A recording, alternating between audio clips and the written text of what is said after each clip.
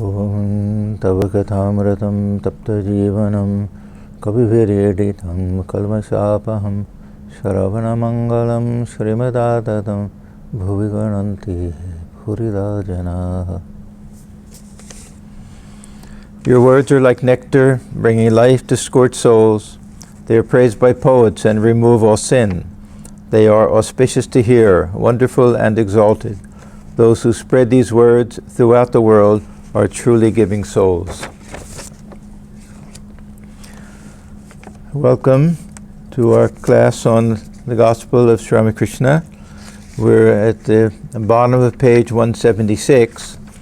This is the chapter called the Master and Vijay Goswami, and this is the second day of this chapter. It's Monday, January 1st, 1883. And this particular portion of this chapter is mostly a conversation between Sri Ramakrishna and somebody named Pran Krishna. Thakur used to call him the Fat Brahman. And this had started earlier. Thakur was talking about Brahman and Shakti being inseparable. Let me start there. To Pran Krishna. Brahman and Shakti are inseparable. Unless you accept Shakti, you will find the whole universe unreal. I, you, house, buildings, and family. The world stands solid because of the primordial energy, because the primordial energy stands behind it. If there is no supporting pole, no framework can be made, and without the framework, there can be no beautiful image of Durga. This is what we stopped with last time. Without giving up worldliness, a man cannot awaken his spiritual consciousness, nor can he realize God. Worldliness. So there's a very subtle distinction. Thakur talks about those who lead a worldly life and those who live in the world. We can live in the world without being worldly people. So it doesn't simply mean those who are householders, family people, and have jobs and everything. It means attachment, it means having desires, it means having a materialistic viewpoint. He cannot but be a hypocrite as long as he has even a trace of worldly desire. God cannot be realized without guilelessness. There are a few things that Thakur emphasizes throughout the Gospel of Sri Ramakrishna. Truthfulness, of course, we'll get to that later, but he was very, very fond of those who were guileless. This is a trait that we find in some people, a natural thing. This is one of those qualities that it's almost impossible to cultivate. Either we're guileless or we're not guileless. And usually it's simple people. In Thakur's time, probably it was more the village people, the villagers, as opposed to the city people. The city people, and Thakur always talked about those Calcutta people, city people who always had some type of motive behind what they did. So guileless, to mean to be childlike, to be very simple. I've probably told this before, I don't remember. Something I heard from Swami Atmajnanananda. Did I tell it? Of course, Kumar has heard it many times. But he worked with the tribal boys, and one day he decided, did I tell it last time? Oh, I did. Okay, so I won't tell it again. Okay. Anyhow, guileless, these village boys, these tribal boys didn't even know what it meant to tell a lie. So it means to be very simple and straightforward. We may say people are naive, and other people will take advantage of them. It's okay. It's a good sign that we're not cunning and clever like other people. So Thakur liked that very much. And whenever he would praise somebody, he would say, see how guileless. And then he would ask others, is he really guileless? What do you think? So this was a great thing for Thakur, the guilelessness, no cunning, no deceitfulness, no hypocrisy, no saying one thing and thinking another thing. This is simplicity and guilelessness. And then Thakur sings a song, cherish love within your heart, abandon cunning and deceit. Through service, worship, selflessness, does Rama's blessed vision come. Even those engaged in worldly activities, such as office work or business, should hold to the truth. Truthfulness alone is the spiritual discipline in the Kali Yuga. So now we have the second thing. First was the guilelessness, and now truthfulness. Now, truthfulness is a big topic. What does it mean to tell the truth? It sounds like a very simple thing. Either something is true or it's not true. Either we're being truthful or we're being untruthful, or telling a lie or telling a falsehood. But it's actually very, very subtle. There are different ways of saying things. We can be telling the truth and making ourselves look good. We can be hiding subtle things. We can be, simply by not saying something, we can be untruthful. Just withholding the truth.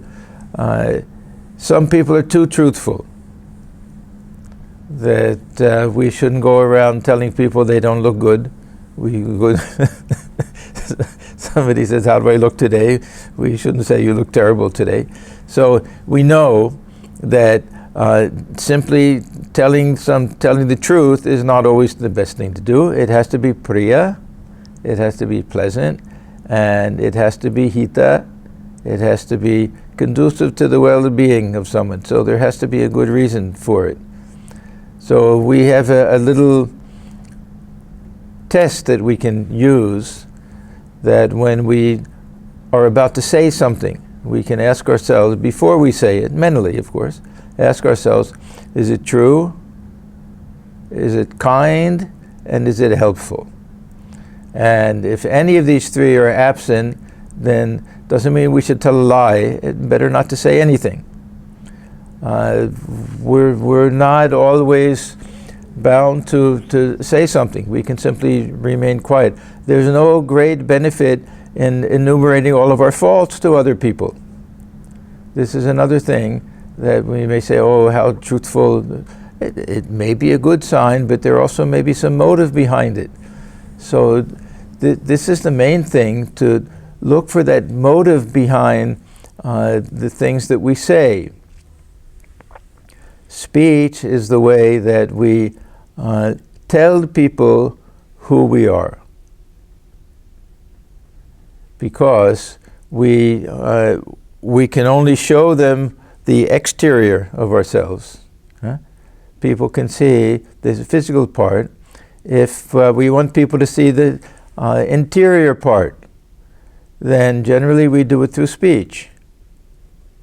If we want to know who we really are, I'm a good person, I'm a kind person, I'm a nice person, I'm an intelligent person, I'm a witty person. What do? We tell jokes. Hey, Mark. So this is the way we express who we are. We want people to know. We say, come, look at me, I'm here. So all of this is through speech.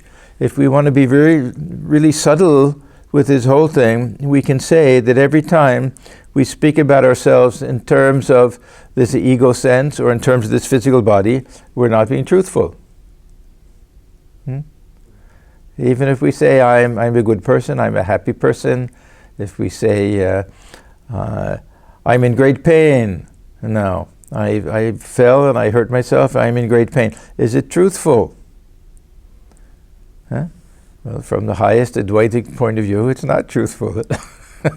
So it's very, very subtle, this thing about telling the truth. It goes together with guilelessness.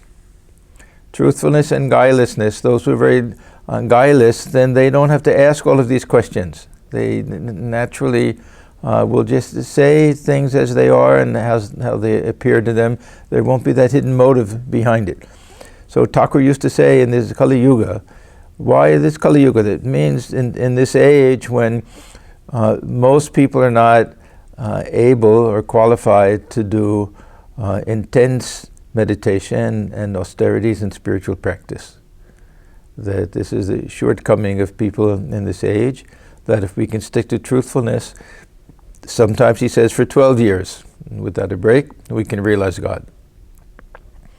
Just as he says, if we can weep for God, For 24 hours without stop, or 3 days sometimes without stop, we can realize God. So, two wonderful truths that we get right in the very beginning, that we should try to be guileless. As I say, it's not something that once we've lost that guilelessness, that we can cultivate it again. That people who get a little bit of this cleverness to them, it's very hard, but still we do it through truthfulness. We do it through lack of duplicity, that there's no hidden meaning behind the things that we say. We try to be a little bit straightforward and a little bit simple. And if people accuse us of being simple, we don't mind. That's all. Pran Krishna. Yes, sir. It is said in the Mahanirvana Tantra, O goddess, this religion enjoins it upon one to be truthful, self-controlled, devoted to the welfare of others, unagitated and compassionate. Master, yes, but these ideas must be assimilated. Now, one thing we notice throughout the Gospel of Sri Ramakrishna, that he was never impressed when somebody would quote something from the scriptures, as if that meant that they understood it. This is the main thing. Sometimes, rather than understand something, we can quote something.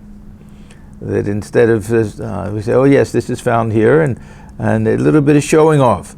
So when Thakur says these ideas must be assimilated, it's a little bit like saying, it won't do any good to memorize something and to be able to recite it.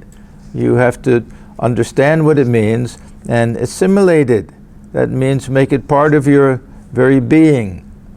So you recite a verse about truthfulness, that's very good. You can recite that verse, but are you truthful? You have to know the real meaning of it, and you have to make it part of your character. Sri Ramakrishna was sitting on the small couch. He was in an ecstatic mood and looked at Rakhal. Later Swami Brahmananda, of course. Suddenly he was filled with a tender feeling of parental love toward his young disciple and spiritual child. We know that Thakur had that vision before Rakhal came, that he was to have a son. Thakur said, a son, how can I have a son? I have no relation with my wife. And he heard the Divine Mother say, no, this will be Manasaputra, this will be a spiritual son. And then when he saw Rakhal, then he recognized him. And Thakur, he could recognize who people were in the past, number one. Number two, he also placed great significance in names, and the name that somebody had would trigger an attitude in him. So he saw Rakhal as a companion of Sri Krishna, but even the name Rakhal would remind him of the cowherd boy, and this would enkindle in him that Vatsalya Bhava, the attitude that Mother Yashoda had toward the baby Krishna, toward the Gopala. And that was the relationship that the two of them had. Very strange that this Rakhal, he was a teenager. He would have been 18 or 19, something like that, and full-grown man, really, but he could sit on Thakur's lap. And Thakur would play with him like a boy. They had that relationship. And because Thakur looked upon him that way, he looked upon Thakur that way. Because he was equally an antaranga, that they came together. He was some kind of eternal companion. That's, of course, the name of the book that we have, The Eternal Companion. This relationship between Thakur and Rakhal was unique. Even the relationship between Swamiji and Thakur was not exactly the same. There wasn't that type of motherly relationship towards a small child that Thakur had with Rakhal.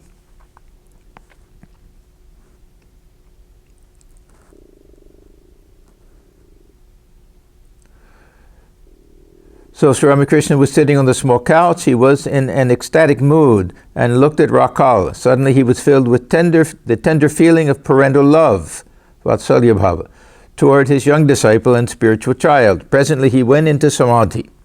The devotees sat speechless, looking at the Master with wondering eyes. Regaining partial consciousness, the Master said, "Why is my spiritual feeling kindled at the sight of Rakhal?"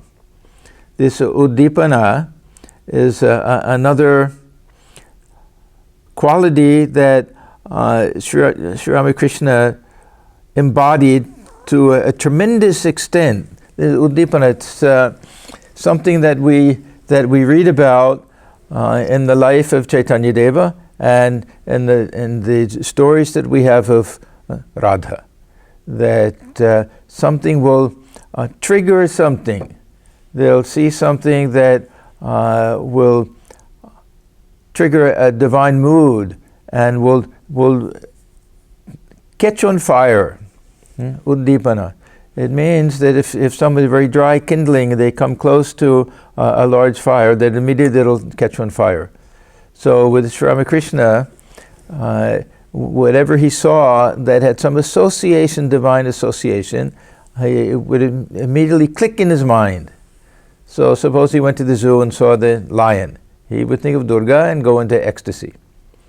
He was in the Maidan one day. It's a big open kind of park-like area near the Ganga in central Calcutta, and there was some fair going on, and some English boy was there leaning against a tree with his body bent 3 ways, just as we see the pictures of Sri Krishna when he plays his flute. So as soon as Thakur saw that boy in that posture, immediately he went to samadhi thinking of Krishna. So this is uddeepana. And it happened with Radha. When she saw a peacock, she would think of Sri Krishna because he had a peacock feather in his head, or she would see a dark rain cloud and she would think, this is the complexion of my Govinda, my Krishna, and she would go into ecstasy. So this happened with Sri Ramakrishna constantly. Almost anything could throw his mind into that mood, and he would go into ecstasy or into samadhi. So why is my spiritual feeling kindled at the sight of Rakhal? The more you advance towards God, the less you will see of his glories and grandeur. The relationship gets more and more intimate, a close relationship. The aspirant at first has a vision of the goddess with 10 arms. This is an allusion to the image of Durga. There is a great display of power in that image. The next vision is that of the deity with 2 arms. There are no longer 10 arms holding various weapons and missiles. Then the aspirant has a vision of Gopala, the baby Krishna, in which there is no trace of power. It is the form of a tender child. Beyond that, there are other visions also. The aspirant then sees only light.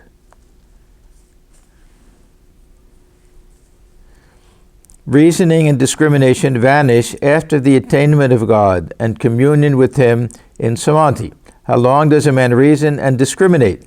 As long as he is conscious of the manifold, as long as he is aware of the universe of embodied beings, of I and you. He becomes silent when he is truly aware of unity. This was the case with Trailanga Swami. The role of reason is very important. Because Thakur, he gives us advice that at first glance seems to be self-contradictory. That he'll say many times that you have to reason. You have to constantly reason. Constantly reason.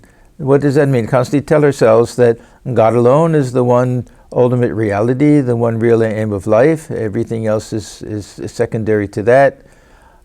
This is the one thing of the value in life. Everything else is just running after things that won't satisfy us. That type of reasoning, we have to do that. But once we've understood, and if we apply this reasoning to things that distract us, then Thakur would say, don't reason anymore. And we read that over and over again in the Gospel, Thakur talking to M. He'll say, promise me that you won't reason anymore. Because those who are very brilliant intellectually, there's always this feeling that they can somehow, through reasoning, understand the higher reality. And it's only through going beyond reason that we can understand. One of the fruits of this type of reason reasoning and analyzing and trying to use logic to understand the nature of this universe, is that we realize that we come to a wall. We hit a wall that we can't go beyond, and that wall is time, space, and causation.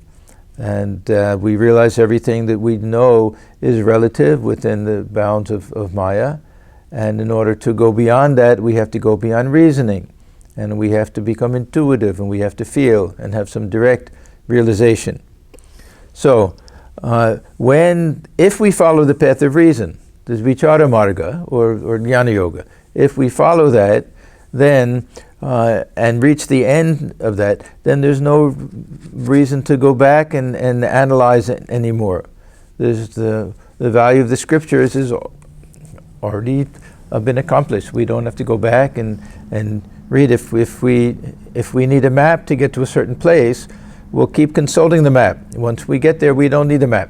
We can throw it away, or we can give it to somebody else and help them. Otherwise, we don't need it ourselves.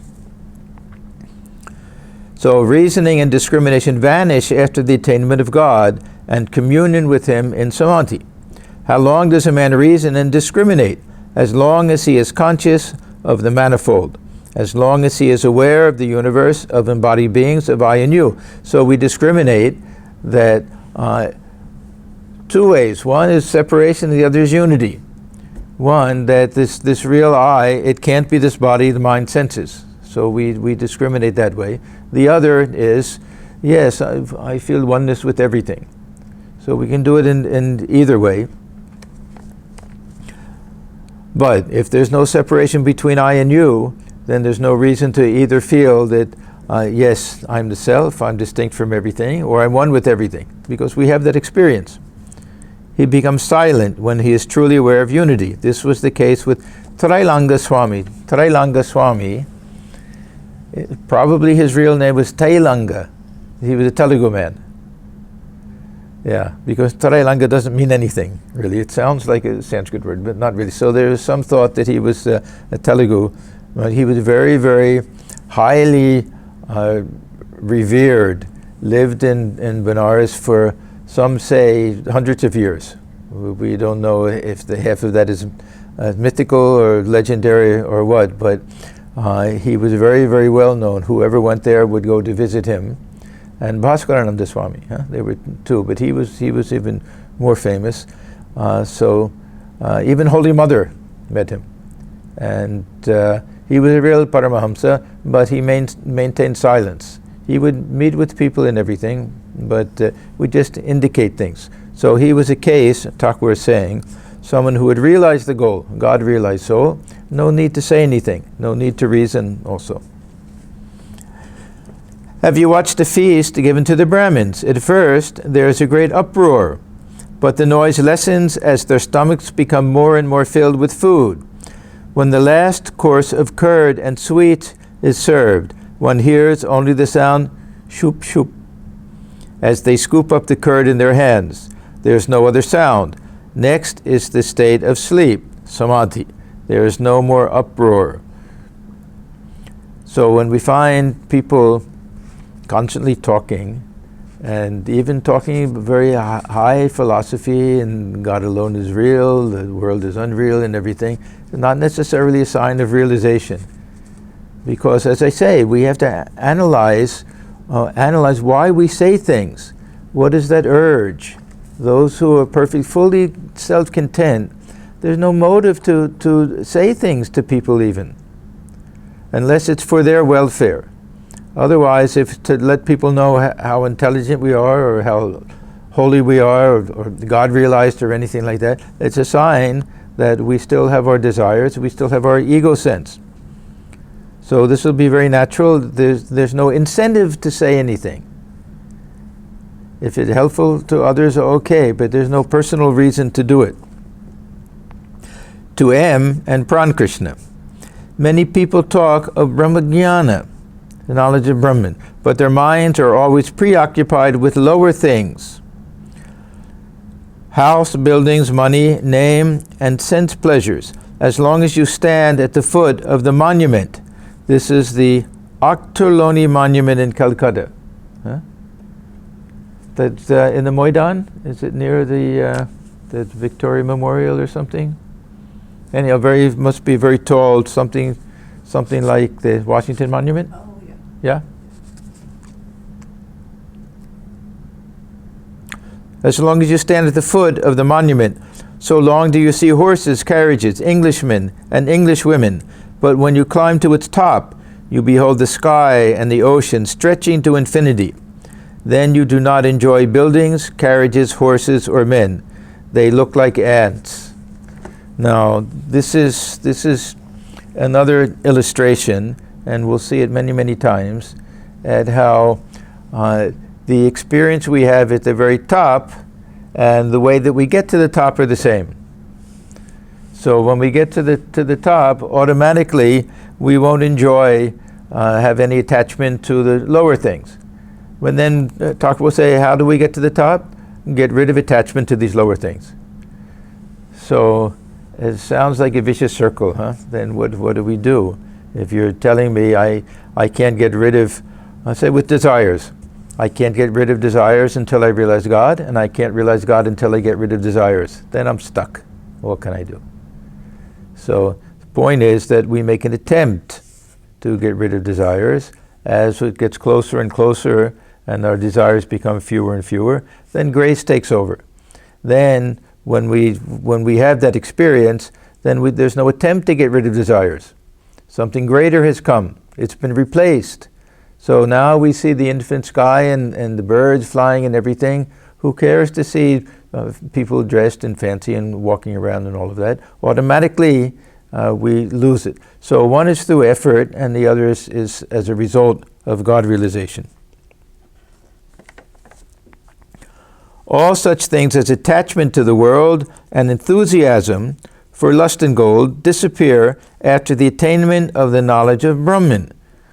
Now he's going to say that we have to get rid of these before the knowledge of Brahman. So as I say, we make the attempt. We get as close as we can, but it won't fully disappear. We have that beautiful verse in chapter 2 of Gita that we can eliminate eating certain types of food just through willpower, but we'll still be thinking about it and have that desire for it. But if we have some higher realization, then even the desire, the taste for that food will disappear. So the taste for worldly things will disappear. Otherwise, we do it through self-effort. And we make an attempt to do it, and we keep trying to get the taste of higher things, and gradually that taste comes.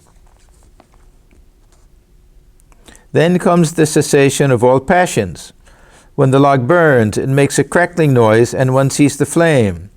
But when the burning is over, and only ash remains, then no more noise is heard.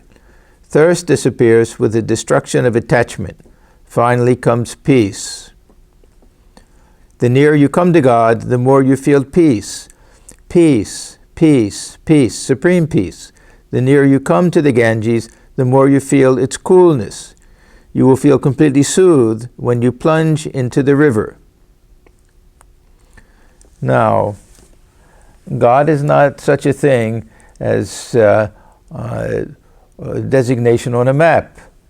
We say, oh, that's very good, let me go closer and closer to God. What does that mean? How do we do it? We don't really know. We do our spiritual practices. One thing we can do, and Thakur talks about it all of the time, is try to get nearer and nearer to those people who live with God. That means holy company. It's a very easy and practical way. Yes, I want to get closer to God. Let me have the company of those who are closer to God. So we try to keep this holy company. Of course, we still do our meditation and our prayer and our worship and all of that, spiritual reading. All of these things are getting closer to God means the mind is dwelling more deeply in God. And the more we come to feel that peace, the more the sense of attraction grows. This is the whole point. That this, what they call ruchi, is ruchi, the taste, that we take a new type of food that seems a little strange, we're not sure if we like it, and the mother says, no, try it again. We take another bite, say, yeah, it's not bad. Then another bite, yeah, it's really good. And after a while we love it, and we want to have it more and more. So this is developing a taste. This is what's called the sattvic happiness. In the Gita, they say that in the beginning it tastes like poison. It can even be something very distasteful. It's awful. But the mother says, no, keep trying. And then we say at the end it tastes like nectar. So when it starts to taste good, then we don't have to make any effort to want to have it. That taste itself will pull us in. And if we start feeling peace, if we start feeling through our meditation that we're starting to get something a little bit tangible, then we'll want to go closer and closer and closer and have that ultimate realization. So the nearer you come to God, the more you feel peace.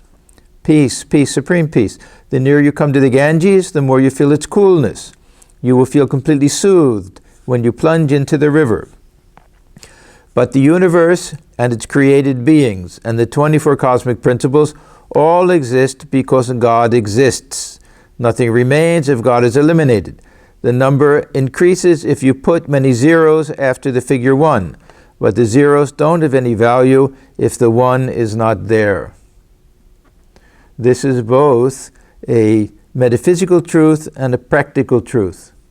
There's a metaphysical truth that there has to be a ground, there has to be something, a foundation. This universe has to rest on something. It doesn't float in thin air. And that ground will be Brahman. But the other truth is that all of our enjoyments in the world, unless they lead us to something higher or have some deeper significance, won't have any power to bring us any peace of mind. That it'll all just be temporary. It'll all be diversion. Huh?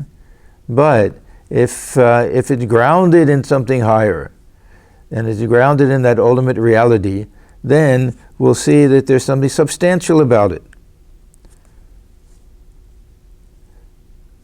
So the universe and its created beings and the 24 cosmic principles all exist because God exists. It's a metaphysical truth. Nothing remains if God is eliminated. This is also a practical truth. If we don't have any higher ideal in life, then everything is just standing on its own. If we have hold of that tree, then all of the branches are connected. Huh? If everything is just one individual thing, then it's not connected to it. And there's no ultimate value to these things. The Master continued, there are some who come down, as it were, after attaining the knowledge of Brahman, after samadhi, and retain the ego of knowledge or the ego of devotion, just as there are people who of their own sweet will stay in the marketplace after the market breaks up. This is what Thakur calls the vijnani, those who can bring the mind down after attaining to the heights of spirituality, whether it means getting merged in nirvikalpa samadhi or getting a glimpse of it. These are all very technical things. In Thakur isn't always very clear. Sometimes he'll say only the avatars and the Ishvara Kotis, the companions of avatars. Sometimes he'll say that those who can experience samadhi but have a little karma left, the karma will pull the mind back down. Sometimes he says there'll be some people who cherish some desire to work for the welfare of others. They can also bring the mind back down. So we don't really know how long anybody can stay on the roof. Or you have to keep your foot on that upper rung and look over the roof and see what's there to be able to come back down. And everyone has a different spiritual capacity. And this goes hand in hand with Thakur's theory of what he calls an adhar, that we're all receptacle. Some people may be a large receptacle. They can go and sit up on the roof for a long time and still come back down. Others, they go up there for 5 minutes and they lose themselves. They jump over the wall. Huh? Others can say, no, let me go back and tell others. So there are all different types of people and all different ways of understanding this. But now he's talking about these great souls, however we understand them, Narada, Shukadeva, and others, Shankaracharya, who, after God realization, remain in the world. They may have a mission to fulfill. They may not. They may spend the rest of their lives in a mountain cave. It depends on their temperament. So there are some who come down, as it were, after attaining the knowledge of Brahman, after samadhi, and retain the ego of knowledge or the ego of devotion, two different types of vijnanis. Just as there are people who of their own sweet will stay in the marketplace after the market breaks up. This was the case with sages like Narada. They kept the ego of devotion for the purpose of teaching others. Shankaracharya kept the ego of knowledge for the same purpose. Because Shankaracharya was a jnani, Narada was a bhakta. So the path that we take coming back down from the roof will be determined by the path that we take getting up to the roof. If we walk up the ladder of knowledge, then coming back down, we'll have the ego of knowledge that will remain. If it's a path of devotion, it'll be the devotee ego. So what is the ego of knowledge that Shankaracharya had? I am he. Shivoham, Shivoham. I am one with that ultimate reality. Why do we say that's an ego? Because some sense of I is there. Who am I? I am that. I am one with that ultimate reality. That's also an ego sense, but not this hard, thick ego. This is a very ripe, translucent, transparent ego, which Thakur calls this ego of knowledge, the perfectly ripe ego. And without that, one cannot live in the world. So it's the appearance of an ego. It's paying tribute to the fact that we can't live in the world without a touch of Maya. Otherwise, the mind will go up and remain merged in Brahman. So Sri Ramakrishna kept the ego of the child. So there are all different types of the ego of devotion, many different types. Those remain in the world as a servant of God, or a child of God, or a lover of God, all different types, different relationships. God cannot be realized if there is the slightest attachment to the things of the world. Now, this is what I was saying. Before he said that we can't get rid of all of our attachments to the world unless we realize God. So what do? We go a certain distance. I spoke about this last time. If we had to go all the way on our own, it would be impossible. We'd really be stuck. I gave the last time the example of a seesaw. You all know what a seesaw is. If it's something like this with a little bottom, which we can, the fulcrum. If we start walking up, we have to walk up. Somebody says that you won't be able to realize God unless you walk all the way up and get to the other side. But once we get here, as soon as we move here, it starts going up a little bit, because the weight of the other side will pull it up. By the time we get to the middle, it's perfectly even. We take one more step, and then we slide down the rest of the way. So grace will remove those final little desires that we may have. So it's true that we can't do it ourselves, but if we do our part, we take our one step, God takes 100 steps. We do 100 steps, God takes one step. Which way is it? We have to take one step. And that one step is a big step. It's not a small step. We have to at least go halfway, if according to this illustration at least. But then everything is smooth and effortless. This is that anuraga state. Or this is in Gita, the first state is called this ararukshur, the one who wants to ascend to yoga. That means getting to the middle.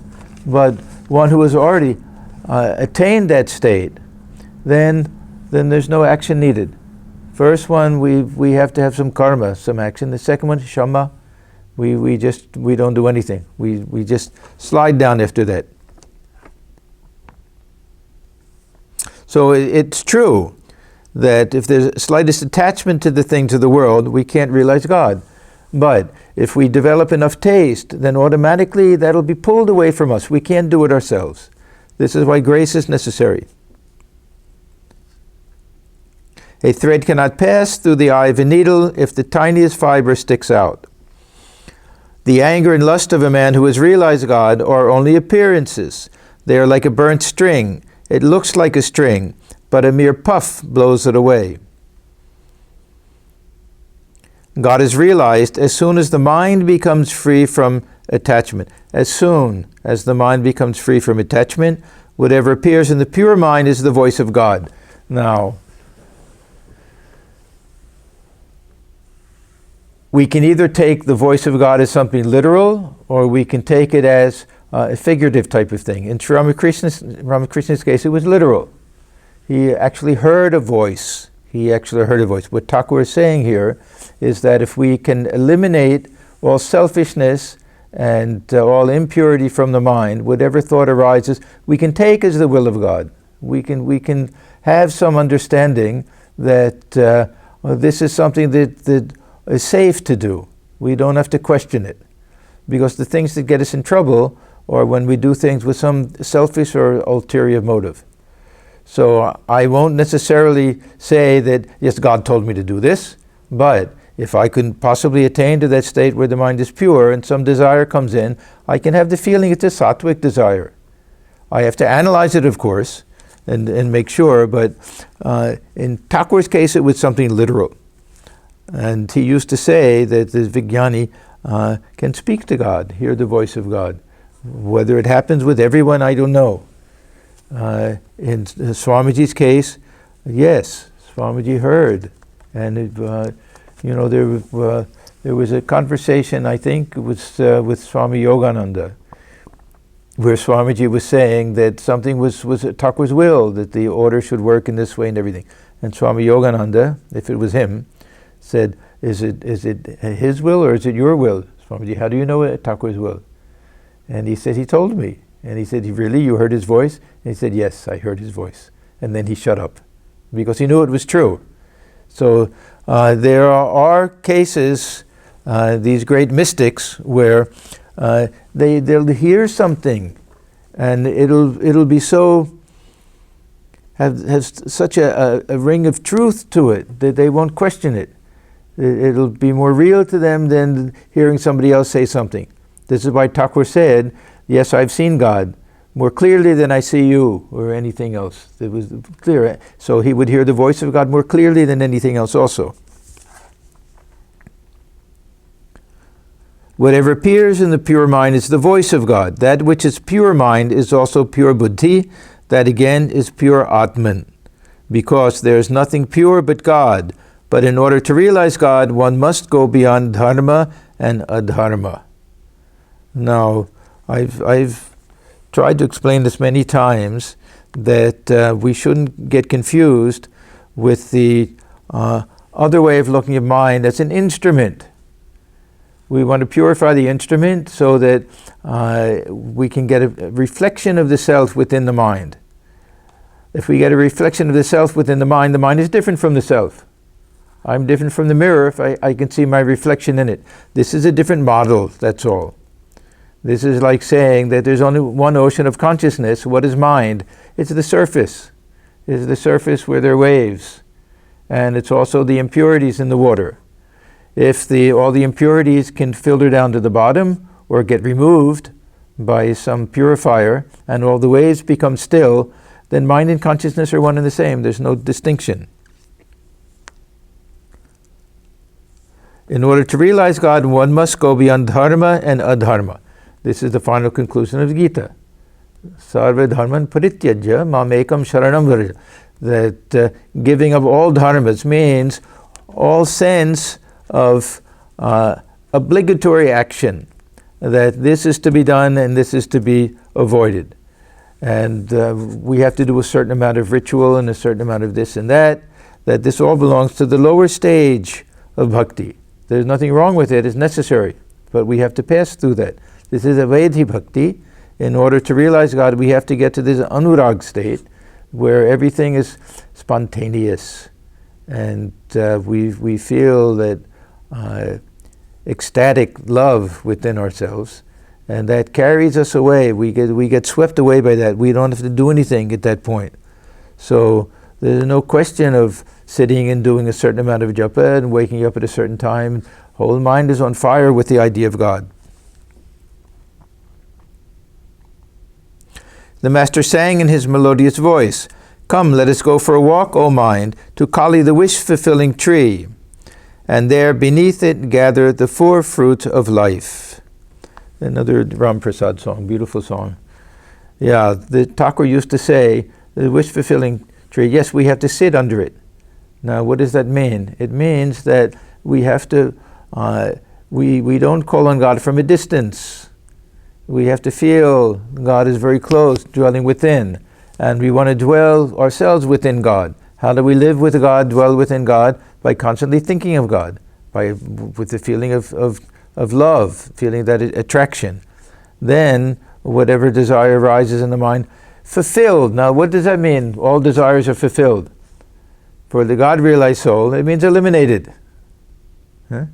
It means eliminated, because the one desire will be the vision of God. All other lower desires will be removed. That's also fulfilling desires, that they disappear. We realize that they were meaningless, and they weren't the things that we really wanted to get fulfilled anyhow. Sri Ramakrishna went out on the southeast veranda of his room and sat down. So this will be facing the main courtyard inside. Pran Krishna and the other devotees accompanied him. Hazra too was sitting there. The Master said to Pran Krishna with a smile. Hazra, we know, was one of those characters that had a role to play in this Leela. This is a play of Sri Ramakrishna. There were so many different characters. Hriday, who was Thakur's relative, and his nephew and his attendant. They were more or less the same age. Most of them wavered back and forth between appreciating Sri Ramakrishna and completely losing sight of who he really was.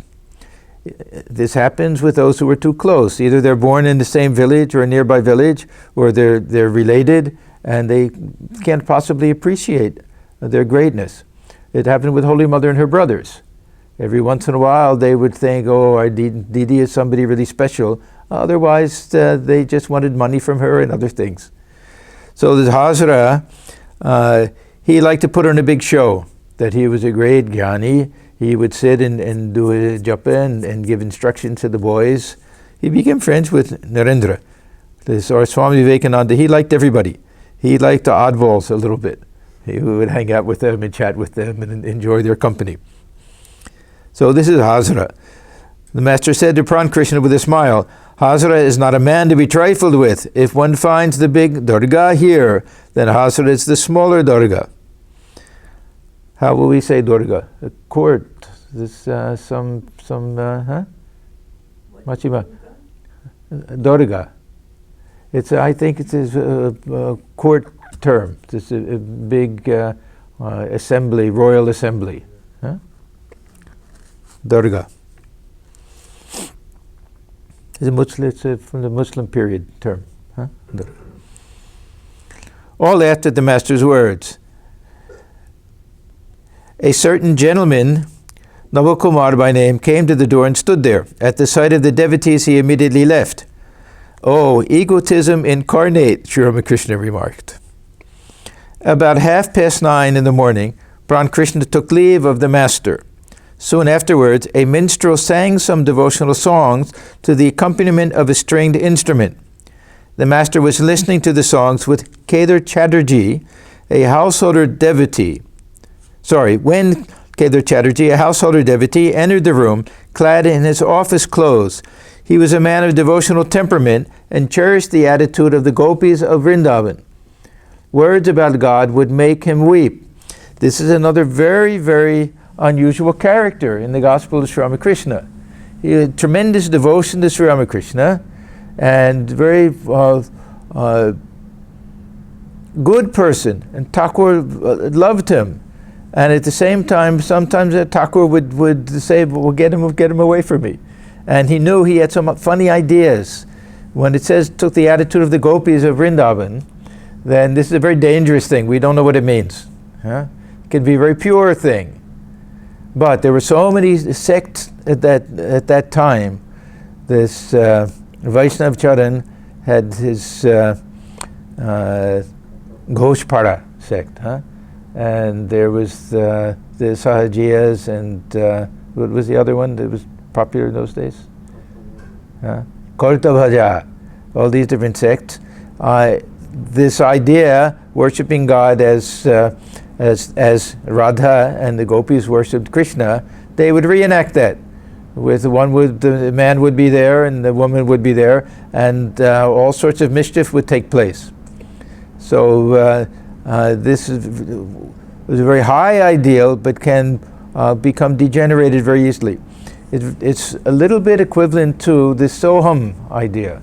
It's a very high ideal for the non-dualists, but not everyone is qualified to do it. It's easy to miss the way and get confused, and some ego can come from this I am a great jnani and all of that. And there's other. So sometimes this Kedarnath, and he became a bit of a guru himself. He would say very humbly, "Oh, Thakur, what shall I do?" They come with gifts and things like that. This is so humble, but he must have liked it.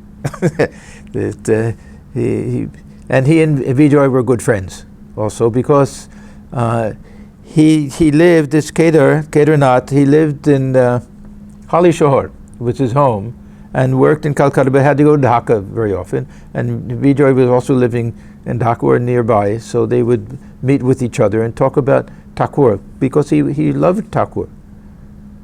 But one day he held his toe, right? Bowed down, that was him, and prayed for some power, Shakti, to come. Thakur said, "What are you doing? What will he do to me by holding to my toe?" So he is a little bit of a complex character. But Thakur liked him.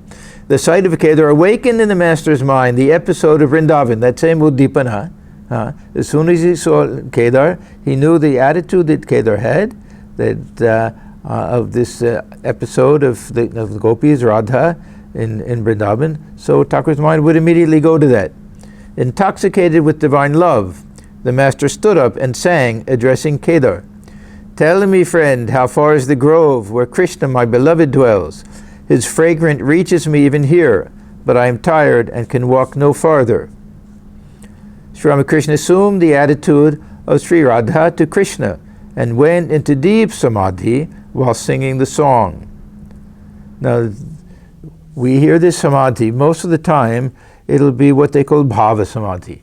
The Thakur will be having some vision, he'll be seeing something. It won't be just that the yogi's nirvikalpa samadhi. He stood there still as a picture on canvas, with tears of divine joy running down his cheeks. Probably he feels that he's there, that he's seeing Sri Krishna at that time. Kedar knelt before the master. Touching his feet, he chanted a hymn. "We worship the Brahman consciousness." This is a Sanskrit hymn. So again, he's showing off that we saw Pran Krishna do it before. "We worship the Brahman consciousness in the lotus of the heart, the undifferentiated, who is adored by Hari, Hara, and Brahma, who is attained by yogis in the depths of their meditation, the scatterer of the fear of birth and death, the essence of knowledge and truth, the primal seed of the world." After a time, the master regained consciousness of the relative world. Soon, Kedar took his leave and returned to his office in Calcutta. Then he was a great devotee. He takes time off just to visit Thakur for a few minutes from his work in Calcutta. At midday, Ramlal brought the master a plate of food. Another character, Ramlal. Ramlal was Thakur's nephew. He was the son of Thakur's elder brother. Which brother? The oldest brother. Ramkumar's son. And Ramlal also respected Sri Ramakrishna and knew that he was genuine somehow, but never became anything like the disciples became. So this was Ramlal. He brought the master a plate of, and was not nice to Holy Mother. We can't forgive him for that. He was a little responsible for not helping out and not showing great respect. Hridoy was much worse, of course. Yeah, almost done.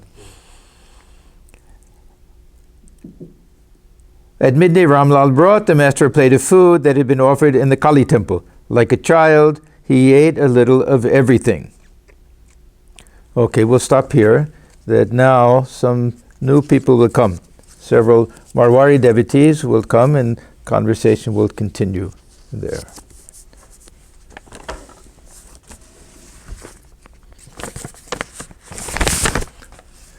Om Niranjanam Nityamanantarupam Bhaktanukam Bhaturavikraham Vai Ishavataram Parameshamhidhyam Tam Ramakrishnam Shirasa Namamaha. We bow our heads before Sri Ramakrishna, who is stainless, of infinite nature, whose heart melts in sympathy for his devotees, who is an embodiment of the divine and the Supreme Lord, and ever worthy of our worship. Om Shanti, Shanti, Shanti. Peace, peace. Peace be unto all. Thank you, everyone.